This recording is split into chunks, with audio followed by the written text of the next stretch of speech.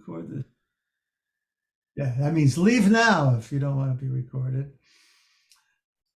I have to say that there's not I don't think there's a large clamoring for people to look at these videos, so you don't have to worry about that. Remove spotlight. Okay. If you want to spotlight me, you can do that, but very easily by going from gallery view to speaker view in your upper right hand corner or whatever your friendly 9 little dots appear.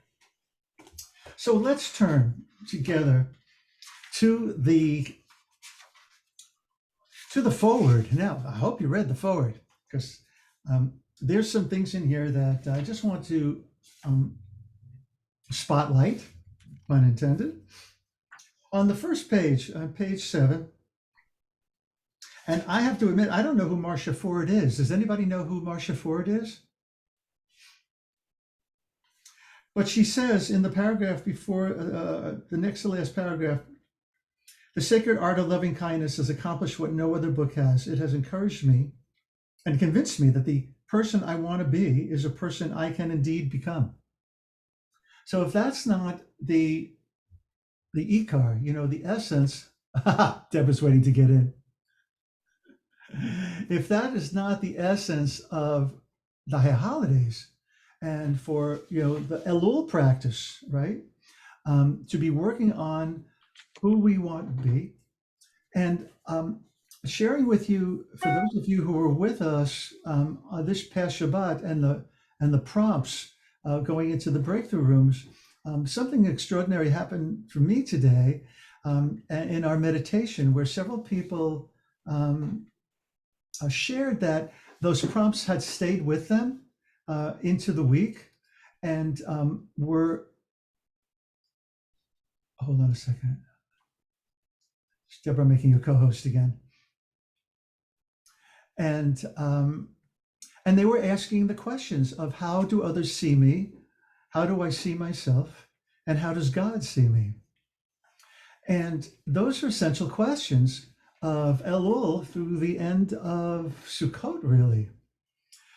And so that rose up in me when I read that, because in all honesty, I had never read the forward before. But she says, it has encouraged me and convinced me that the person I want to be is a person I can indeed become. And I think she's saying that in light of having read the book several times before she wrote the forward, and having already maybe started the exercises that Rabbi Rami is going to invite us into. I think that's an audacious statement, that a book can provide for us the food that we need, the practices that we need, in all 4 worlds, in the physical world, as a walking practice that he's going to encourage us to do, in the world of Yetzirah, in the world of our emotional life, and how that bubbles to the surface, in the world of Bria and our thoughts, and how we wrestle with these ideas. And if we're so blessed to be able to be touched, by heaven at various times during these practices. Boy, if we only, all of us, were blessed with moments in our lives when we gave over something to someone else, where they would say the same thing about our teaching. Wow, that would be one of those moments that say, okay, I'm fulfilled. My life really is full. So turning to page 9, third line from the top. If we're honest with ourselves, most of us would have to admit that we're not all that great at treating the people we love with loving kindness. How on earth can we be expected to treat people we dislike better than the way we're now treating our loved ones? We can't, at least not until we live in that place where heaven and earth meet, where our lives are so entwined with God that God's loving kindness becomes our loving kindness. And if I might say again, if anybody has a question or just a comment, please don't hesitate, raise your hand or just unmute yourself at any time. And reading that feels to me that this is the perfect time to be reading this book. Why do I say that? because we just read Parshat Bereshit, right? That where he's coming from is that there is a wholeness that is accessible to all of us. There is an Adonai Echadness that exists beyond our 24/6 ability to access, right? You hear what I'm saying? That most of the day we go through our lives and sometimes we feel unattached. We feel disattached. Is that a word? We feel cut off, right? Karet is the word in Hebrew, that there are people who are cut off from the community, are cut off from God. And perhaps what is hinting at here is that it wasn't until the divisions, right, between heaven and earth, that divinity created separation, that this was an issue at all, right? Because if we live in that place, which is impossible all the time, where our heads are in the proverbial clouds, recognizing the interconnectedness between everything, that just is not possible unless we're sitting as a guru on a mountaintop somewhere, contemplating all the time. And that is not the Jewish way anyway. Our lives are in this world to bring heaven down to earth.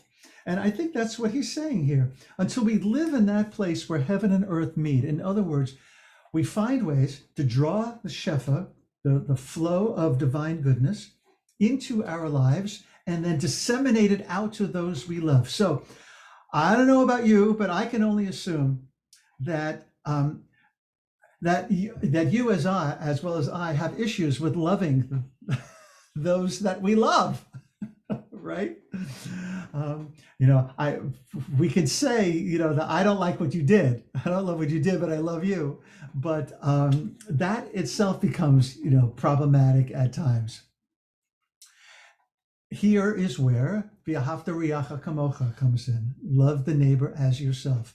And I was going to bring this up later from the first chapter when Rabbi Rami is pointing to, that beautiful story about Kathy Mattea inviting him to address, the concert people, and him doing this amazing thing, which many of you Moshniks, when we were together in person, we used to do this. Remember? We used to do this in person, where we'd get up and in dyads, and one person would outline Yud Hey Vav Hey on the other person's body, and then we turn to each other, image of God, image of God, image of God, right?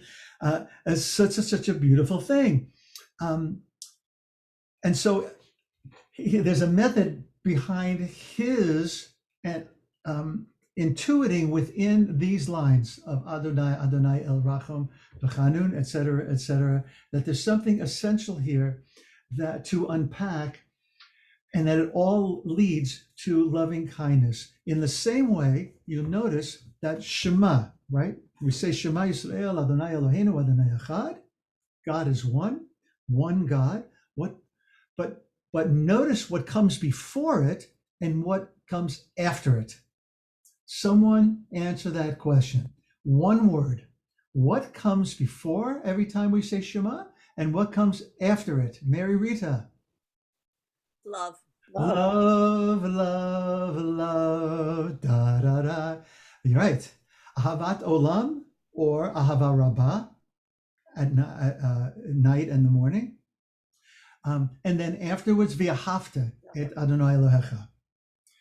Have you ever given any thought to why the rabbis sandwiched Shema between two different expressions of love? Because here too, I think Rabbi Rami is hinting at that in order to live in spacious mind, which we're going to get to, when we do that, love is the way. Love brings us into there, and love takes us out of there. So that when we say v'ahavta, it's not v'ahavta et Adonai Elohecha. It's not a commandment.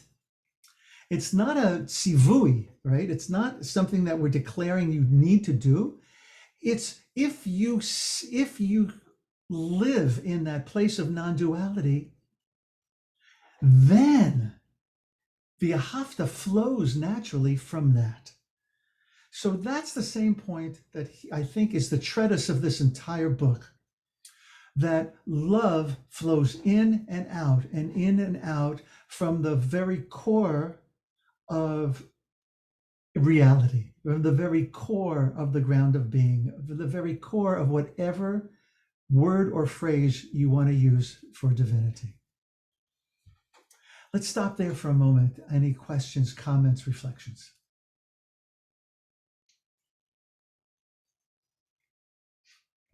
If not, we'll go on.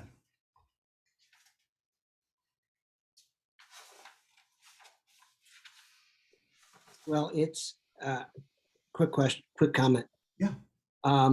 So this doesn't seem to require or indicate a God.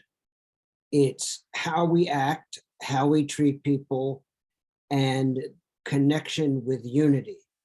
But unity can mean things to different people. And it's not obeying God. You know, you said it's not tzivui, it's not a commandment or so. And it's not like other parts, which are, if you do good, I'll reward you. And if you don't do good, I'll punish you. I don't know, it just sounds different to me. And I think that your comment is going to be addressed when we get to right away, when we get to image and likeness of God, right? When we get to Adonai, Adonai, because there's no skirting around that this is God's self revelation to Moshe's request that, I really want to see you. I really want to be with you, right? Mhm. Carol Ann. Thank you, Dan.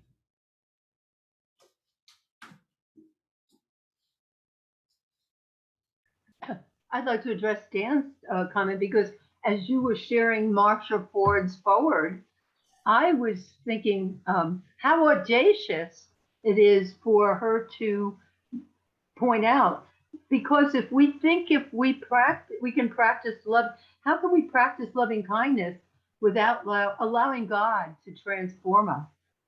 So God has a big part in this. Yeah, thank you, Carol Ann. Truly deceived. Loving kindness doesn't exactly come naturally to most of us. That's what she said. Yes, and that's an interesting comment, that this is through practice or practices, we can come to that place, that it doesn't come easy for some people.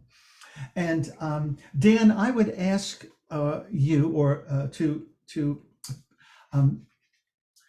jam your left brain for the next hour or 45 minutes and see what permeates, right?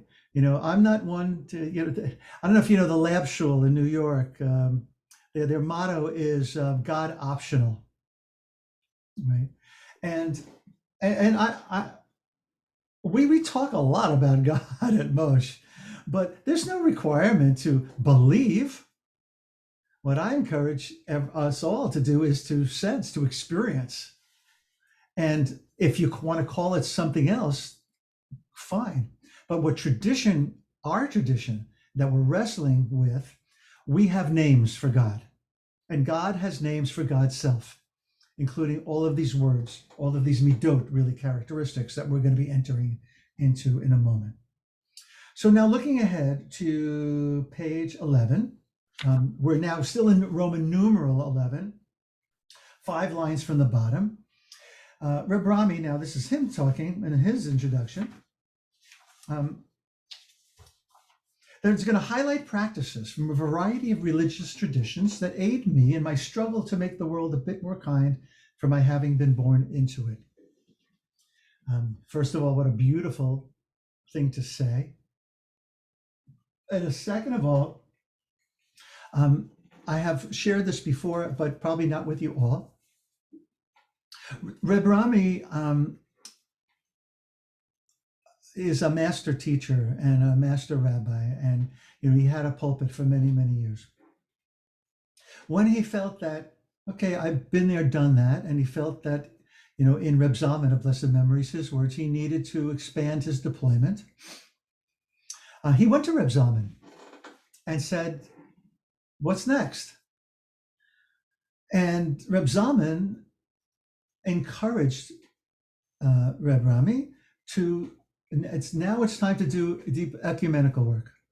Now it's time to look at how other religious tradition and the language they're in intersects with ours, and to write about that, right? Which is where he goes right away, doesn't he? In calling on a variety of traditions, which was another reason why I was so enamored with this book, because I was just hungry for that at the time, and it's just so welcome to be liberated from the idea of chosenness, and from the idea of particularism. That particularism within universalism, that's where I want to go. I want to understand us and our tradition through a much greater lens, to understand how we, as Reb Zalman would explain, how we fit in the tree, how our circle is necessary part of that tree of life, and tree of learning, tree of knowledge.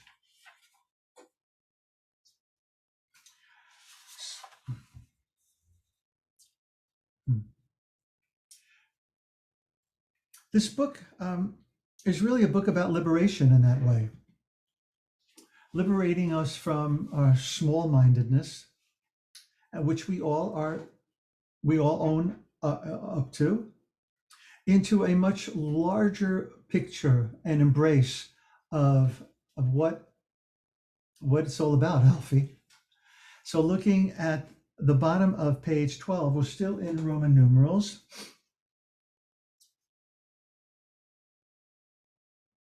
And like he says, just what I said, as a rabbi, it was only natural for me to first look to Judaism in search of the tools for living a life of loving kindness. And then he goes into the 13 attributes. So I'm going to share my screen with you again. Go back to the beginning here and spotlight myself so I can see. All right. So now, the 13 attributes, let's review where we are in Torah and how these attributes come to be said, right? So what I'm sharing with you actually is directly after the sin of the Egel Zahav, the sin of the golden calf, which led to a lot of tsuris, right? According to our tradition, there were two major events for why we can't get back to the garden, as well as why the people, the original generation, couldn't enter the land. And Egel Zahav is one of them, and of course the spies. That is the second sin. So that's just happened. What also has happened is there's been a plague, and not only that, that God has told Moshe that those who transgressed, they need to be accounted for, and God orders that those people be slaughtered at the hands of other Israelites. So this is a lot of a really heavy duty stuff that this is coming out of. Moshe, as is Moshe's way, basically asks of God, if I'm going to continue to be your main man, right? Vayomer, Hareini na et kavodecha. Let me behold your presence. And interestingly, in this translation, the word na means please, right? And they leave it out. I'm not sure why. It's an interesting omission, like el na rafana la, please heal me. But when God comes, when Moshe comes before God, he doesn't order God around, but rather, as in our morning prayers, we need to come before God with a little humility, right? Then it goes on to say, let me behold your presence. In the same way that George Harrison's song that I sang before, right? Vayomer, ani ahavir kol tuvu et panecha, right? Vayomer, and God said, I will make all my goodness pass before you, and I will proclaim before you the name Yahweh, Yud He Vav He, and the grace that I grant and the compassion that I show. So God is leading up, divinity is leading up to how God is going to do this by starting off with God's name. And we can go into a whole other discussion about the power of names. And just quickly relating back to that was one of Adam's, chores, responsibility in the garden, which was to see inside the essence of every animal and to name them according to their DNA. So there's a hint here that God's name itself, it's more than a hint, I suppose, that it's pointing to the essence, right? The DNA, what makes God divinity. Vayomer lo tuchal lirot et panai. You will not be able to see my punim, my face. Ki lo reini hadam v'chai, because no one can see me and live. It's kind of like looking directly into the sun. Or actually, maybe it's more like directly being transported to the sun, where everything gets annihilated, right? Bitul hanefesh, right? The annihilation of oneself. Bitul hayesh, the annihilation of that which exists in materiality. And then God says, Vayomer Yud Vaveh, Hine makom iti v'nitzavta al hatzur. So there's a place near me, see? Station yourself on a rock. And as my presence passes by, I will put you in a cleft of the rock and shield you with my hand until I have passed by. And then I will take my hand away. You will see my back, but my face must not be seen. I want to pause there just for a moment. There's a lot of anthropomorphism going on here, right? My face, my hands, my back.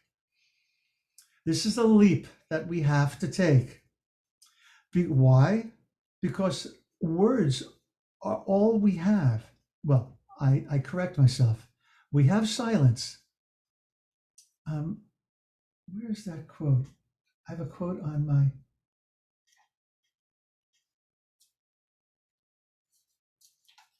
It's a Rumi quote. Yeah. Silence is the language of God. All else is poor translation. Silence is the language of God. All else is poor translation. So we're dealing with poor translation here. Now, also remember, we're doubly dealing with poor translation because we're going from the text in Hebrew to English translations of that, which can be unpacked in a variety of ways, which leaves a lot out. Hence, Midrashim. Okay. I love the quote from Rabbi Abraham Joshua Heschel of blessed memory, who said, all of Torah is Midrash. Like, wrap your head around that.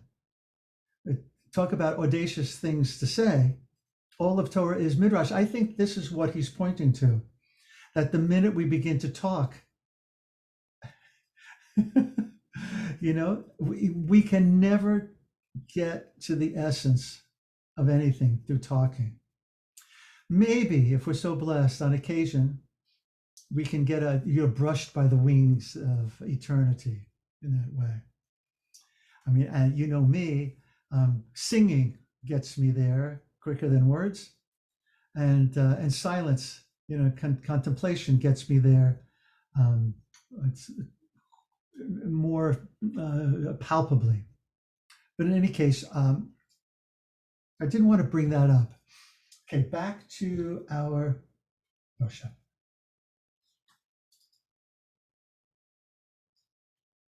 Didn't want to do that. There we go. All right, so we reached the end of that and the anthropomorphizing, right? And why is done here. Next, continuing. So Yud-Heh-Vav-Heh says to Moses, carve 2 tablets of stone like the first, and I will inscribe upon the tablets the words that were on the first tablets, which you shattered. Remember what happened. Moshe comes down from the mountain. The Egel Zahav is being, worshipped. And what does Moshe do? Moshe smashes the luchot, smashes the tablets. Some say that the tablets actually became so, they flew out of his hands, right? One of the midrashim, and other midrashim, they became so heavy that he dropped them, that he did not. And I love another midrash which based upon Moshe smashing those tablets. God calls out Yashar. You know that, Carol? You know that midrash? It's really wonderful. Instead of God saying, "What did you do? We just spent 40 days. Now what?" Okay, so now. Right,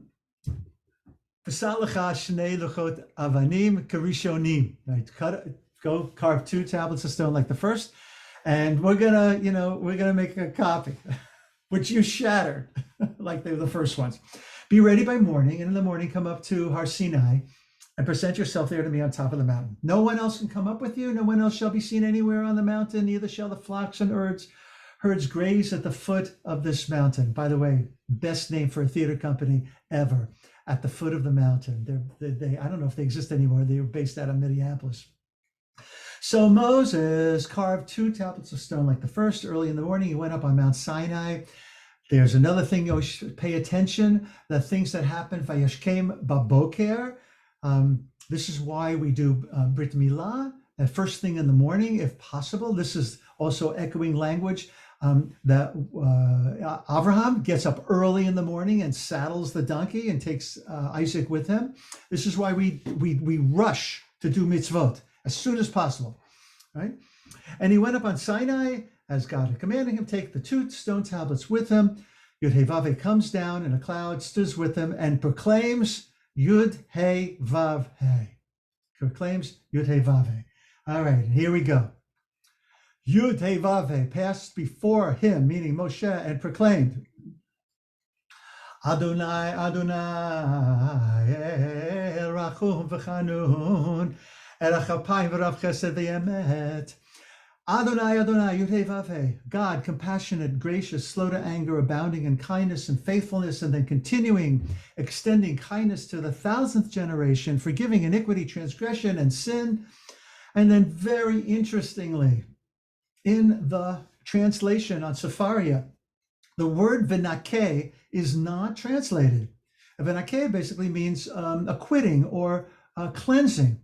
I don't know why it's left out.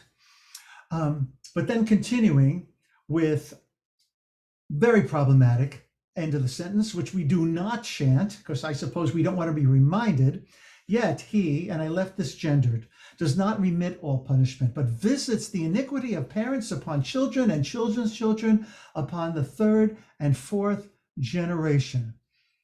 I just want to spend a moment on that last part for a moment before we go back to the attributes.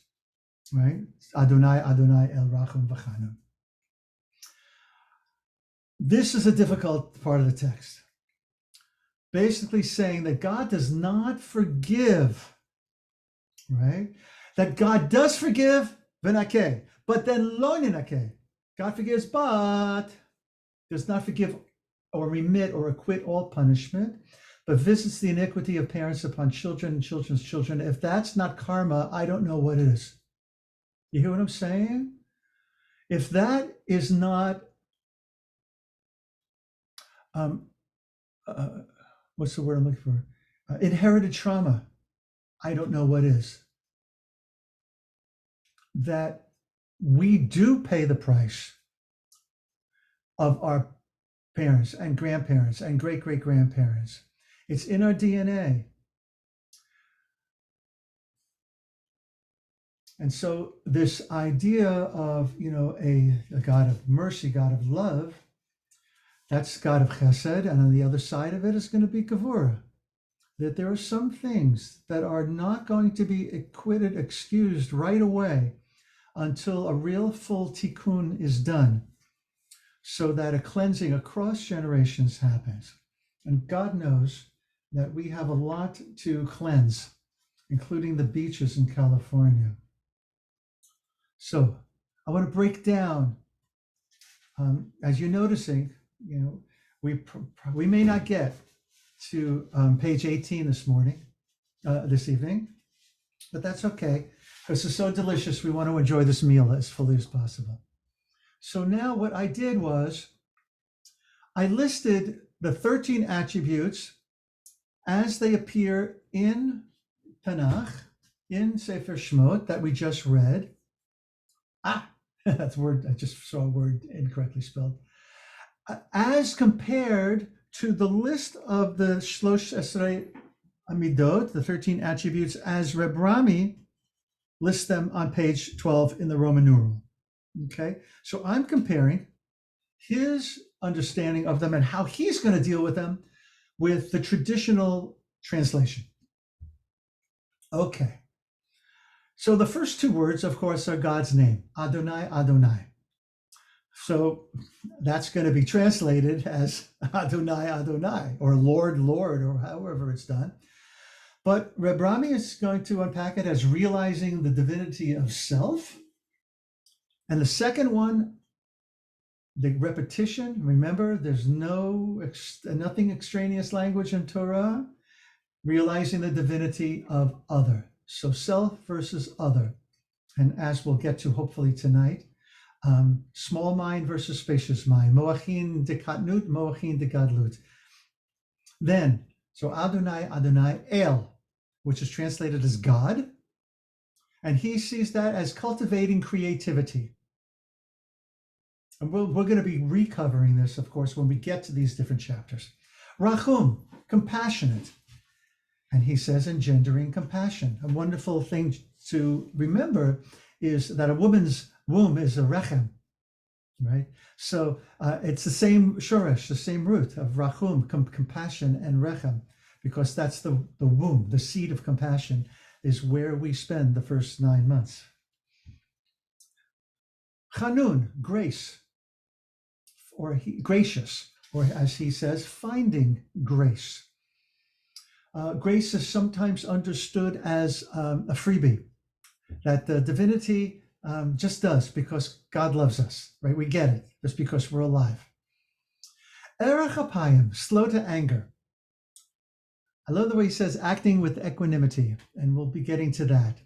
Now, erech apayim, does anybody know like a more literal translation? I'll open this up for a second. A more literal translation of erech apayim? Roxanne. Is it long-faced? Absolutely. That's right. It's long-faced. So, which always makes me think of a horse, but it's really more like accepting, it's in our Siddur. Hold on a second. I want to pull this up because there's a beautiful, beautiful quote about it. There's my Siddur. Moshe, open it up. Open up there. Yeah, if ever noticed before on page, on page 3 of the Moshe Siddur, he's talking about the word shiviti, right? Like shiviti Adonai lenegdi tamid. He says the Baal Shem Tov taught that it could also be a form of a word that signifies equanimity, meaning shiviti. Because shav, the word shav, it can mean equal to.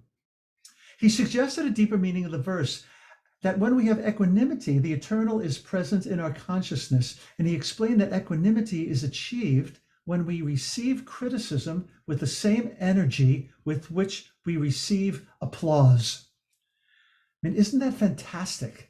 And that's what I think of when I think of long-faced, Roxanne, that we're in a receptive place to receiving either or, to receiving tochacha, loving, rebuke perhaps, and receiving applause or, affirmation for what we're doing, that they're both received in a similar manner.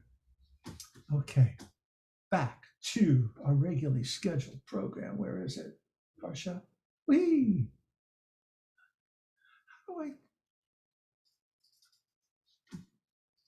Do you see the full screen? Or you do? Okay. All righty. Next one. Erica Pine. Rav Chesed, abounding in kindness. So Rav, this is not like a rabbi Rav. Rav can mean like a lot of. So creating kindness, or as opposed to abounding in kindness. And as you've probably experienced already in reading him, his unpacking of these things all lead to activities, spiritual practices. And so that is how he's coming up with. He's really talking about the practice versus the practical or the peshat. Faithfulness, emet, and he unpacks this as bringing forth truth. Notzer chesed, extending kindness or preserving kindness. Nosei avon, forgiving transgression. For him, it's forgiving iniquity. And then forgiving sin. So remember, nosei avon v'fesha v'chata. So there's the word "and" between each of these things, which is why I put forgiving before each of them. Forgiving sin, pesha, forgiving willingness. So the kind of sin that we do knowing, it's a commission. And then forgiving sin, that's a chet, chata.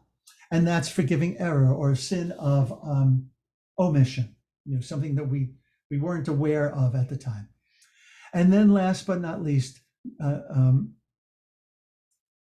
that's supposed to say nakeh, and not sad, nakeh, cleansing yourself of delusion, which is a really interesting word to use. Where does that come from? The delusion thing, is that Rami? That's from Rabbi Rami. That's Rami. That's Rami, and that'll kind of be the final curtain, on the book, because all through the book he's going to be reminding us that we delude ourselves, or we are deluded into thinking that this is all there is, right? That if all we see, first of all, if we don't even sense a veil, VAIL, over existence, that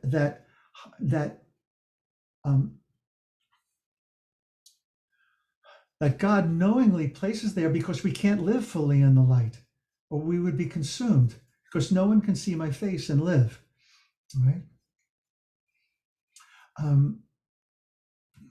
Okay. How are we doing? We're good? Any questions, comments? Let me pause for a moment. If anybody has something you'd like to add, and then we're going to be getting right into chapter 1, image and likeness of God. Wow. We made it. We got to chapter 1. Yeah. The Tao Te Ching. The Tao that can be named is not the eternal Tao. I did not plan this, my friends, but in my talk, in what I was saying before about language, and once we start talking about things, only hinting at, here it is, right? It's exact same thing from a different tradition. The Tao that can be named is not the eternal Tao, but all we have. What was that old song? There's only words, and words are all I have. To what? To take your heart away, something like that? Yeah, but I think it was something like this. There's only words. There was a lot of vibrato, but I can't remember who sang it. That's Who was it? Ellie, you're saying, but I don't hear you. Bee Gees. The Bee Gees, of I course. think it was Bee Gees. It was the Bee Gees. Who said that? Dan? No, I guessed wrong. Great. Jay. Jay, thank you. Thank you. So, hey, even the Bee Gees said it, so that has to be true. Alrighty, let's go jump right into these two words, the image and likeness of God, right? Which is right out of Bereshit. Did I put this in here? No. Okay, I didn't put that in there. But that's all right. Somebody remind us what, in your words, what does Rabbi Rami say?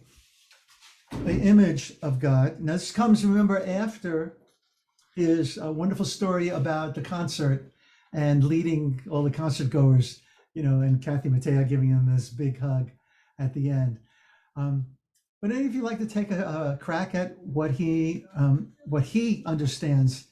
Remember, he's talking about Adonai, Adonai, equating to image, the first Adonai, and the second Adonai, likeness of God. Because God says to the angels, let us make Adam in our image and likeness, right? So this is kind of like paralleling the text that from last week, Parshat Bereshit. What are the Hebrew words? B'tselem, but what's the other word for likeness? I knew you were going to say that. I'm going through a blank. Anybody? I can look it up quickly. Go on Safaria and look it up. That's some rabbi. He didn't even know the answer to that question. There's a great story. Oh, I won't go into it. But the rabbi and the wagon driver, right, and his wagon driver. You all know that story? All right. Okay. So you know me. I'm the king of what's that called? When you start talking about other things. Tangents. Tangents. I'm the king of tangents. So there's a story about a rabbi and his driver. And they're about to leave for a village for the rabbi who's being welcomed there to do some teaching, and right before they leave, his wagon driver says to him, Rabbi, all of these years I've been your faithful servant and driving you wherever you are, and I must tell you that I do feel a little bit left out, because when we get to every town, the people rush over to you and greet you and know that you're going to give over such amazing Torah. He probably said Torah, right? Amazing Torah. And I feel left out. Nobody ever comes over to me. And the rabbi says, Shine, what would you suggest? I feel I feel this absence for you. And the wagon driver says, well, what about this? What about when we are about a mile away or a short distance away from the town? Let's change places. You've never been to this town before. I'll put on your clothes and you put on my clothes and we'll exchange places, and you drive the wagon and I'll sit in the back. The rabbi thinks about it a second and he says, it's a decent idea, but what will you do when people ask you questions? And his driver says, well, I have been with you so long. I have soaked up all of your Torah, and I'll take care of it. Not to worry. It means that much to me. So that's what they do. They change clothes at when the right time, and they pull into town. And as could be expected, the rabbi / wagon driver emerges from inside the coach, and people rush to greet him. Oh, Rabbi, welcome to our town. We were so happy to see you. And of course, the other thing happens as well. Nobody says hello to the wagon driver / rabbi. And so, Rabbi, we've been collecting questions for you, and we really would love to get started right away. And the rabbi, and so the wagon driver's the rabbi, he says, of course, anything, let's get started. And so somebody calls out one question and he answers it. Another person calls out another question and he answers it. They're throwing him easy softballs. But finally, they ask a question that stumps the wagon driver, that stumps the rabbi wagon driver. And he scratches his hair and he pulls on his payas and he said, can you ask that question again? And so they do. And so he pulls on his payas and he curls his hair. And finally he says, that question is so easy. Even my wagon driver could answer it. So why I felt the need to tell that story? Oh, it's because of you, Dan. You started it. By the way, likeness is demut is, I don't know if that's the word that's used. Right. Demut, right? Domed, like. Right. Exactly. That's right. Thank you. So, what is image and what is likeness according to Reb Rami? Roxanne, please. I'm thinking that image is the part of us that's like the oneness with God, we're made of God stuff. And likeness is when we individuate and we are then we're responsible for what that individual does. Beautiful, beautiful. Anybody want to add to Roxanne's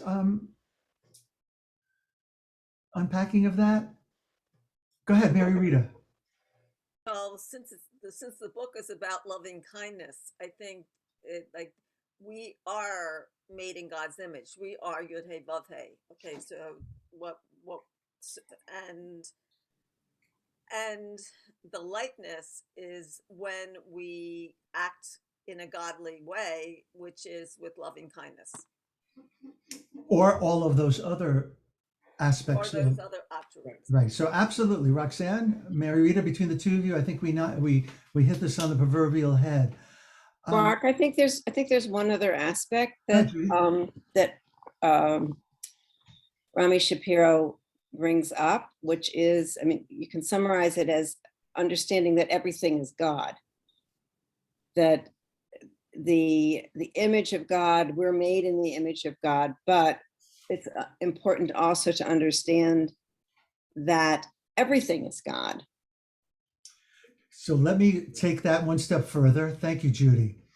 To a story that Reb Rami tells, I don't know where, I don't know if it's in the book, but I know this is a story that he tells about himself in writing somewhere else, that when he was in rabbinical school, he writes a paper exactly on this subject, Moloch al Oretz Kavodo, that God's presence fills all of existence, right? And so Reb Rami, in this paper that he writes, makes the point that he too, is part of that, right? And so he's called in by his teacher, and the teacher says to him, he throws his paper on his desk. He says, "Mr. Shapiro, you are a megalomaniac. You think that you are God." And Rami, is it in the book? Carol, sorry. Reb Rami, what does Reb Rami say, Carol? What's his response? He says, "Yes, I am, because I am in the image and likeness of God." Well, yes, but not quite in that language.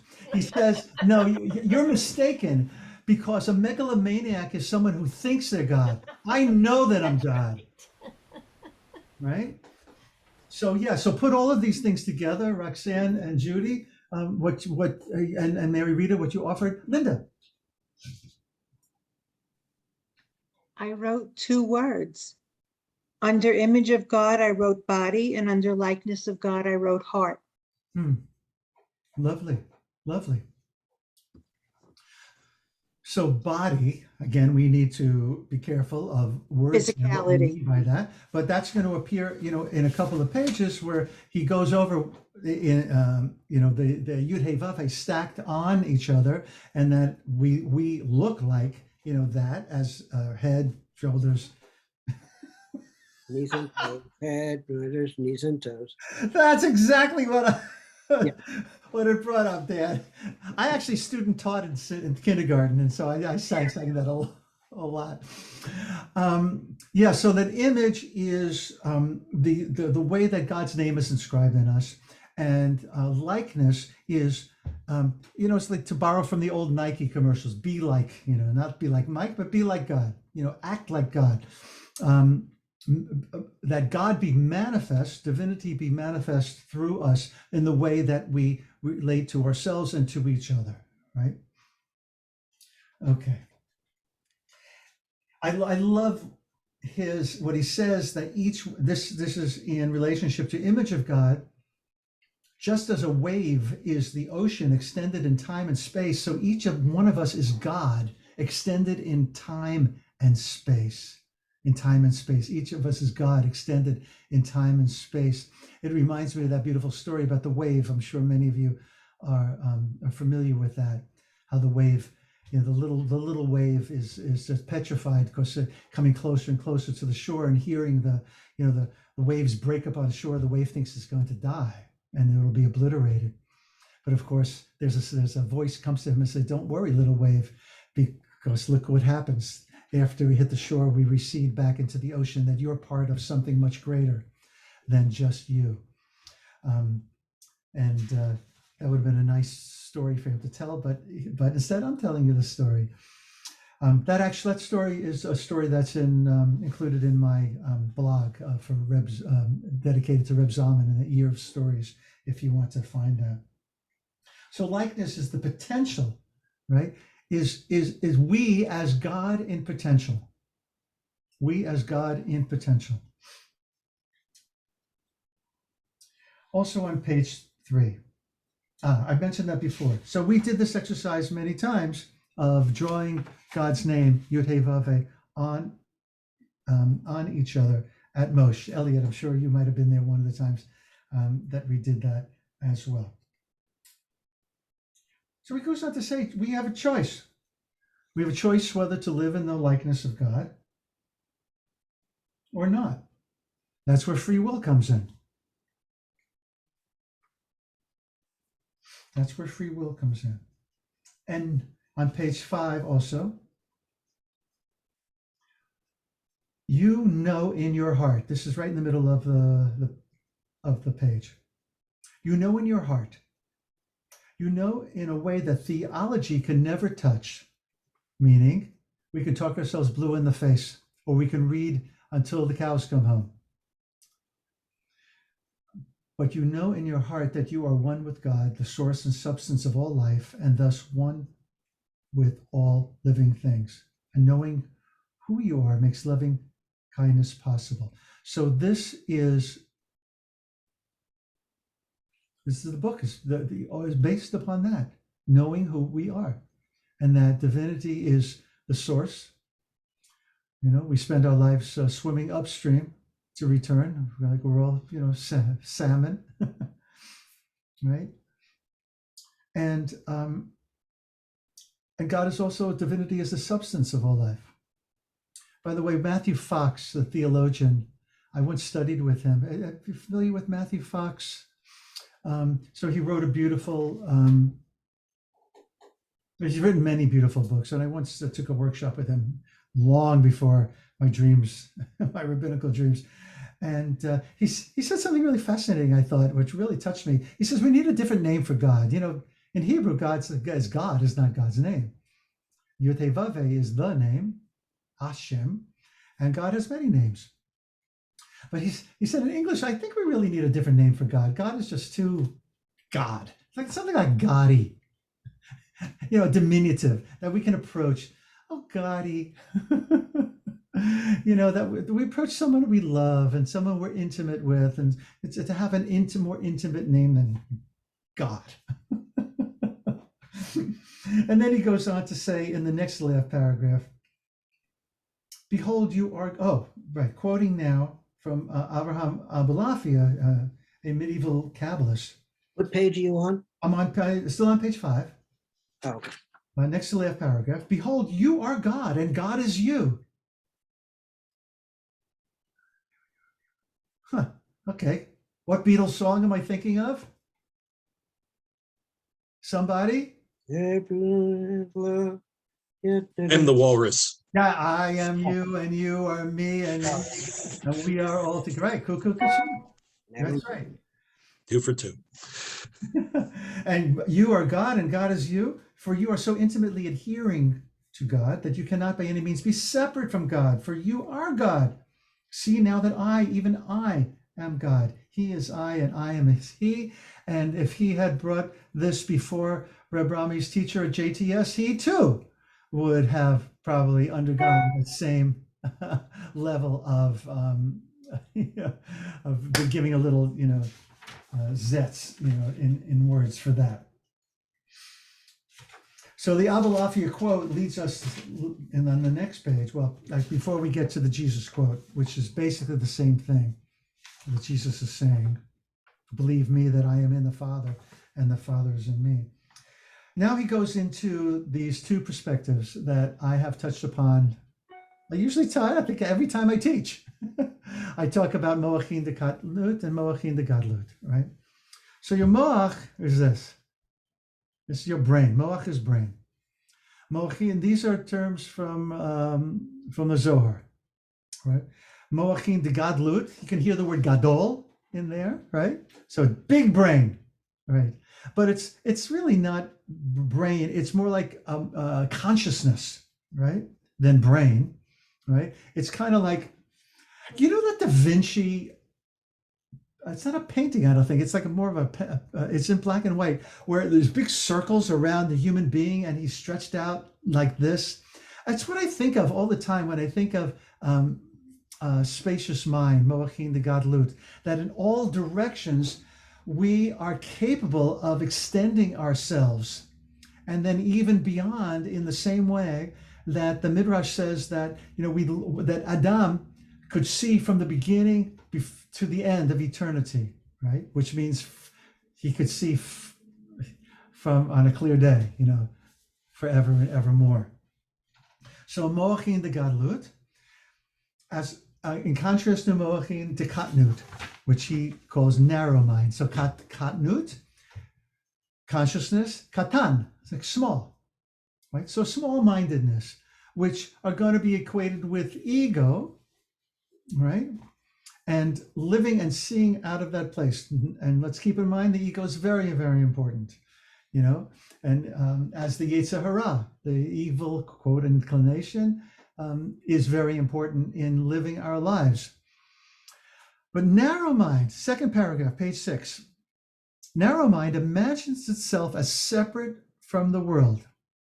It is isolated, often alienated, and sees the world as a zero-sum game in which its success depends on another's failure. Scarcity defines the world of moachin de katnut.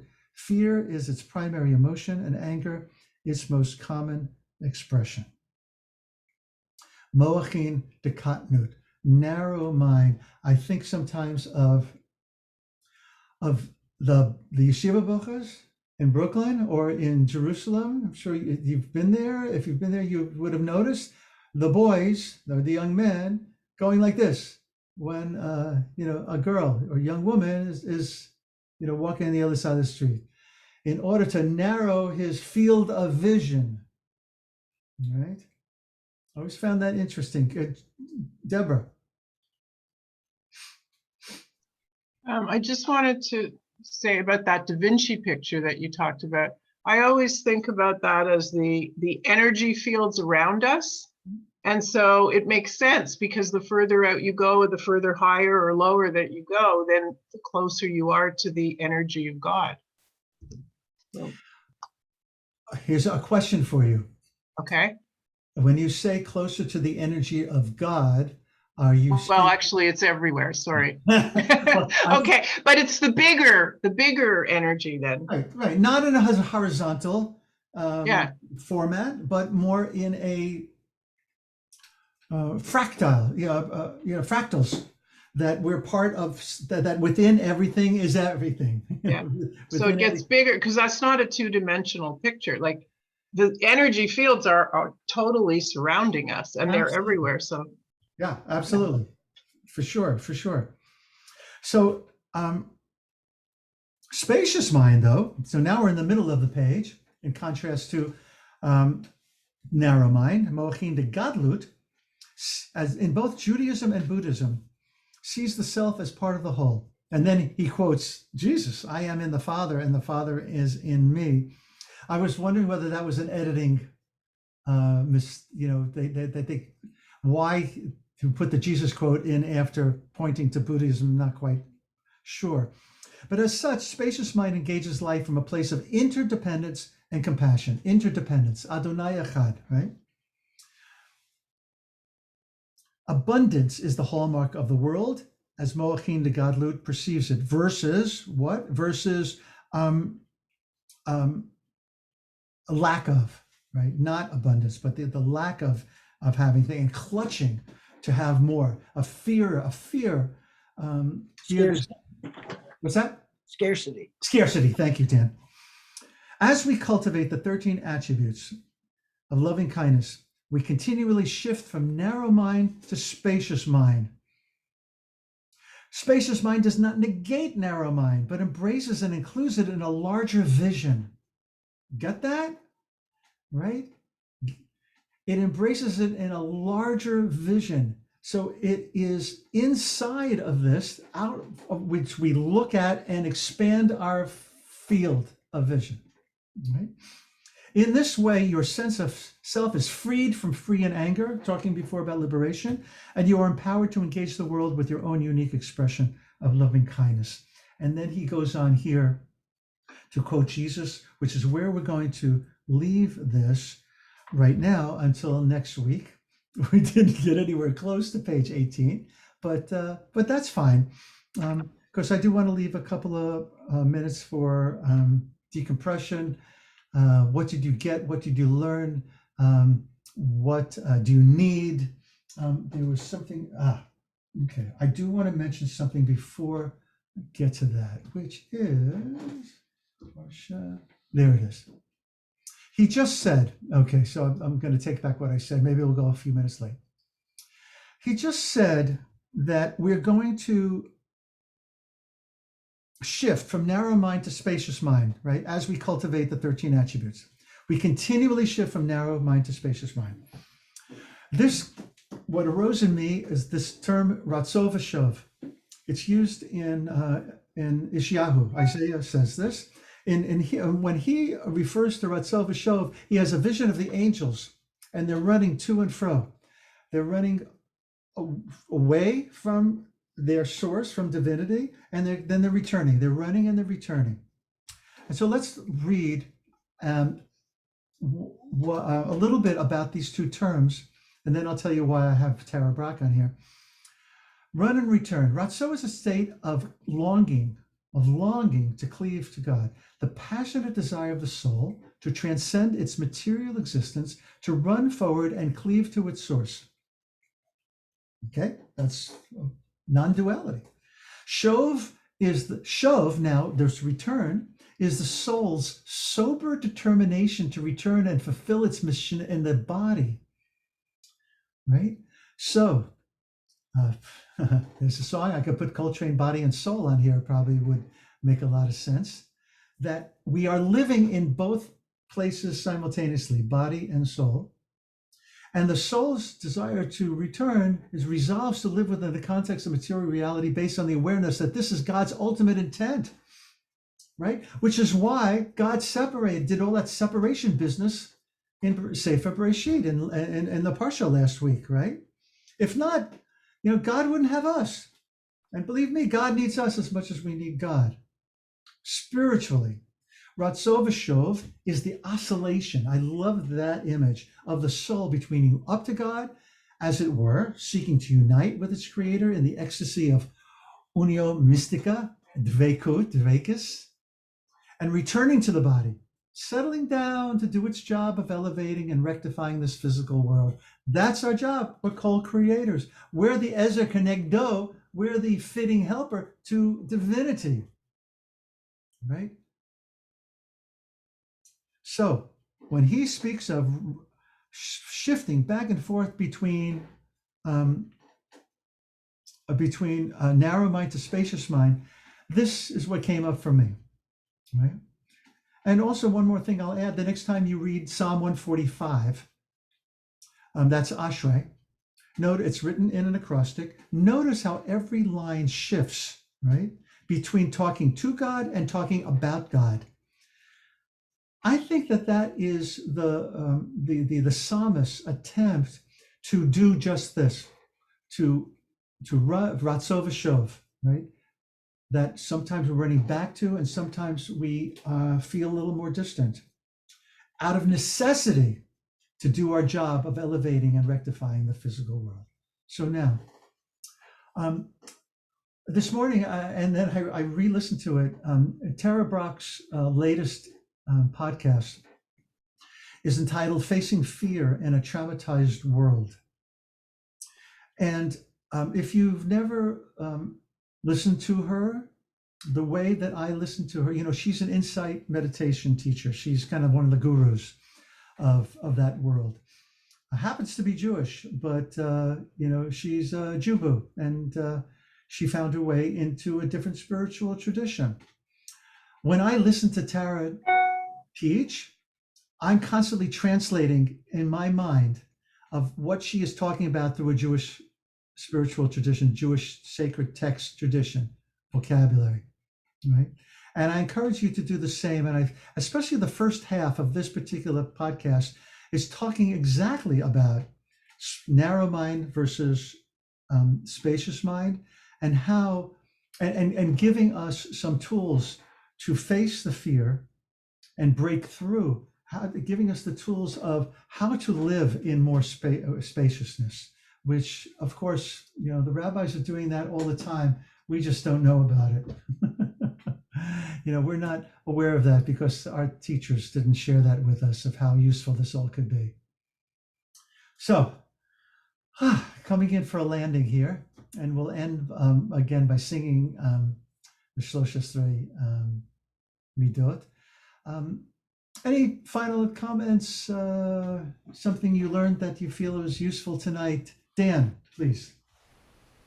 So that last part about the run and return reminded me of, first of all, flow, the shefa, the flow back and forth of energy.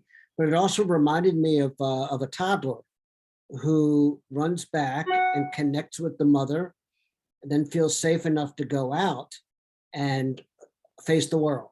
Beautiful. And so I see that as, connecting, but also tikkun olam. He's going out to do something in the world, and he comes back to reconnect or center himself. Image and likeness. Right. Roots for shov. It's all different language for the same things. But for some of us, some things hit us in the kishkis and some don't. We need other language for us. Anybody else before we close this evening?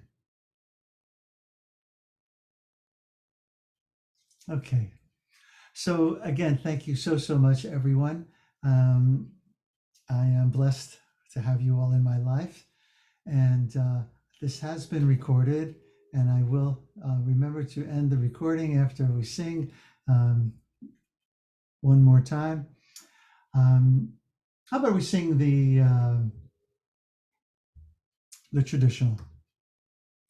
Adonai, Adonai, El Rachum Vechanun, Erech Apayim, V'rav Chesed V'emet, Notze Chesed La'lavim, Notze Avon V'fesha, V'chata V'nakeh.